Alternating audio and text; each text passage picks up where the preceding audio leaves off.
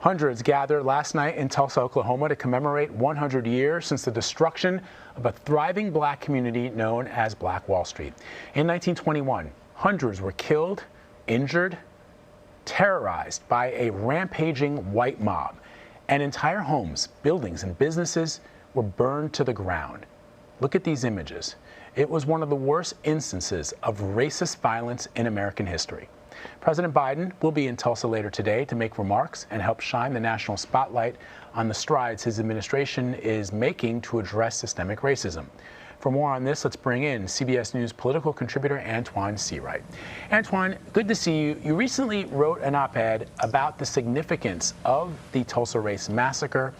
Just set the stage for our viewers who may not be aware, and they may have heard of it, they may have seen some images, or they may have seen some headlines, especially in recent weeks, but maybe people don't really understand not only what transpired there in 1921, but what that community was all about before racist mobs killed, maimed, terrorized hundreds of people.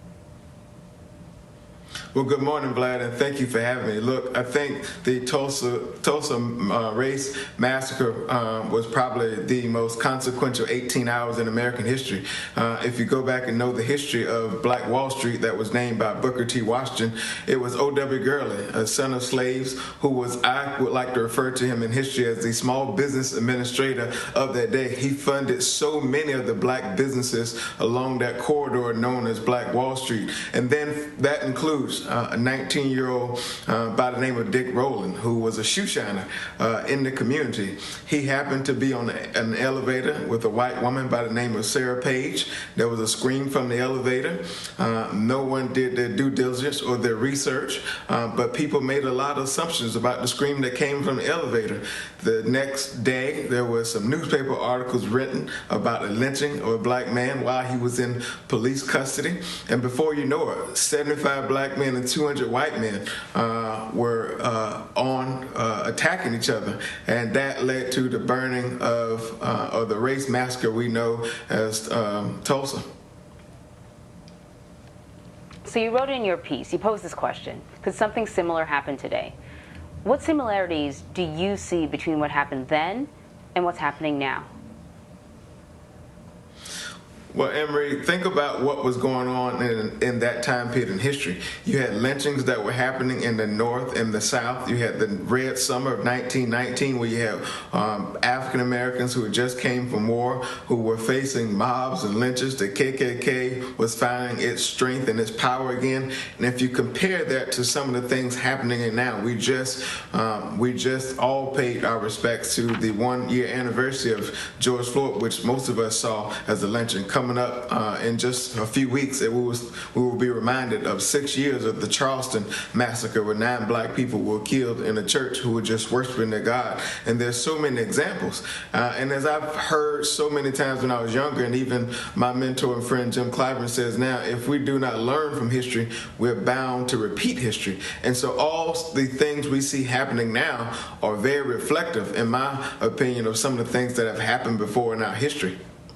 Yeah, you're right. Including thriving black communities. Antjuan, you're right that, quote, too many of us, white and black, don't know about this bloody and hateful chapter of our nation's history. H.R. 40, which was reintroduced by Congresswoman Sheila Jackson Lee, aims at addressing the discrimination black Americans have faced throughout history. But you raise an important point about what Congressman Clyburn has suggested to you, which is that all too often you find that it's not that people don't know the history or don't seek out the information. It's there. It's being covered by us and by other news organizations. The president is going to be there today.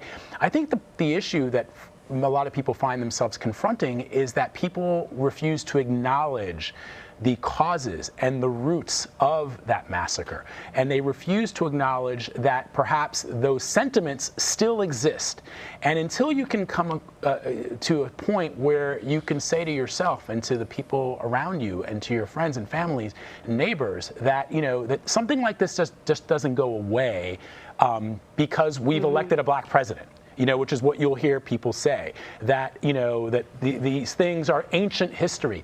As we showcased in our CBS News special last night, and as Omar's been reporting from Tulsa throughout this period, there are people that are still alive who, not a lot, there may be, 2 or 3 of them, but there are still people here who have vivid memories of what took place during those 18 hours. So it's not ancient history for people, it's living history.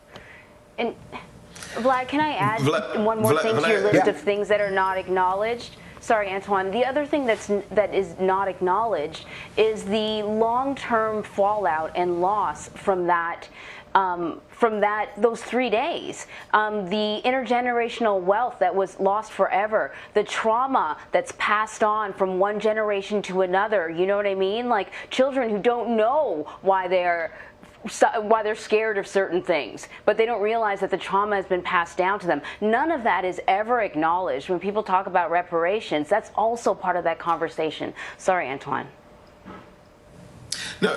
I'll just remind, when I talk about these 18 hours being the most consequential in American history, think about this. You had almost 1,200 homes destroyed, 10,000 people homeless, 300 people dead, and think about the headline that was the next day in the newspaper. It only referenced, I think, 30 people, including 21 African Americans and 9 whites that were dead in the newspaper the next day. And so in this country, we have a tendency, or some have a tendency, of sweeping things under the rug. And as a result, America has lumps in her carpet, and so generations of people tend to trip over these lumps that are found in America's carpet. I spent time in Tulsa this weekend at historic Vernon AME Church, with the only surviving structure from the massacre. And as one resident said to me, we see Tulsa as this infection that America has refused to treat.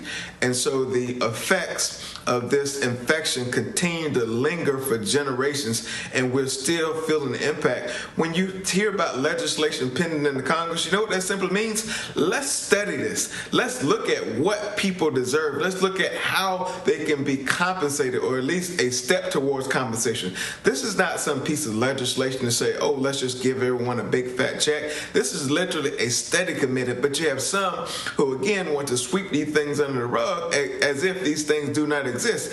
And the pastor of Vernon, who's a dear friend, Reverend Dr. Turner, he said this to me Sunday right before the worship service, and it's a friendly reminder. There have been several groups in history who have always seemed to benefit from some sort of reparation, with the exception of one group of people, and that's people who look like me. And so when you hear people talk about Tulsa, when you hear people talk about reparations, it's because we deserve it. It's because we've been through these experiences that have helped shape the American experiment. I'll just say, Antjuan, I know you got to catch a flight, but one of the things that I thought was instructive just for me to do in thinking about this chapter in American history is to go back and look at the companies that were founded around this period, around this time that this massacre happened, and to think about, to Anne-Marie's point, the loss that we'll never know. We'll never know.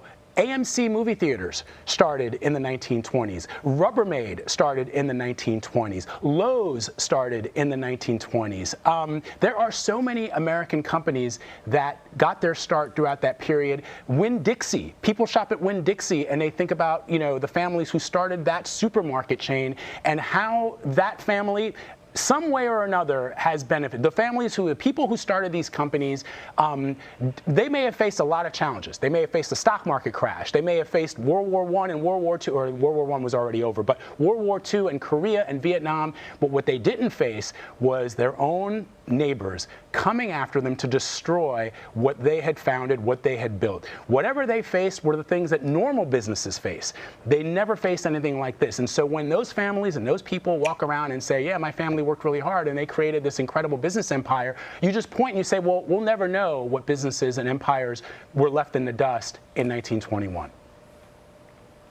And Vlad, keep in mind, I think partly this has been a fuel for young African-American entrepreneurs, or African-American entrepreneurship in such a real way from my generation. Because think about what black wealth could have looked like in this country had Black Wall Street never been the race massacre that it was. Just think about, and that's why I appreciate the president going there today, one, acknowledging the fact that this happened, two, talk about how we can help bridge that gap, how we can help try to level the playing field, because at the end end of the day, for people who look like us, Vlad, I've always felt like we're either going to be at the table or on the menu. And there's so many people going to decide what that looks like. And so I appreciate the president and his efforts to really acknowledge this stain on the glasses of history in America.